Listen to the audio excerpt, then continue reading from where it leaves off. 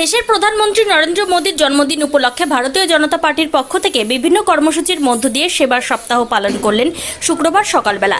প্রথমে বুলবুলচন্ডী আর.এন. রায় গ্রামীণ হাসপাতালে রোগীদের মধ্যে ফল বিতরণ করেন এবং রোগীদের সাথে বিভিন্ন বিষয়ে কথা বলেন।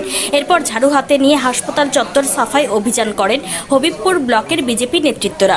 উপস্থিত ছিলেন হবিবপুর বিধানসভার বিধায়ক জুয়েল মুর্মু, বিজেপির উত্তর মালদা সাংগঠনিক জেলার সাধারণ সম্পাদক প্রতাপ সিং, হবিবপুর পঞ্চায়েত সমিতির সভাপতি সুখী রানী সাহা, হবিবপুর পঞ্চায়েত সমিতির পূর্ত কর্মাধ্যক্ষ অচিন্ত কুমার সরকার, হবিবপুর বিজেপির বিভিন্ন মণ্ডলের নেতৃত্ব ও কার্যকর্তারা।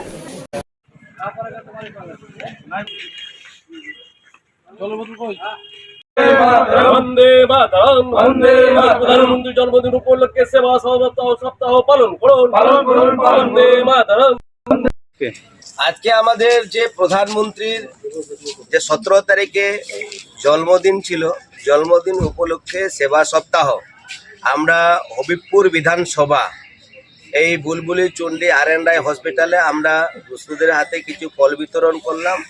আমাদের স্বচ্ছ ভারত অভিযান করা হলো। যশস্বী প্রধানমন্ত্রী নরেন্দ্র দামোদর দাস মোদী ৭৪তম জন্মদিন উপলক্ষে ১৭ই সেপ্টেম্বর থেকে ২রা অক্টোবর গান্ধীজির জন্মজয়ন্তী ভারতীয় জনতা পার্টি সারা ভারতবর্ষের সাথে সাথে পশ্চিমবঙ্গে বিভিন্ন বিধানসভা মণ্ডলে অঞ্চলে সেবা সপ্তাহ হিসাবে নিয়েছে।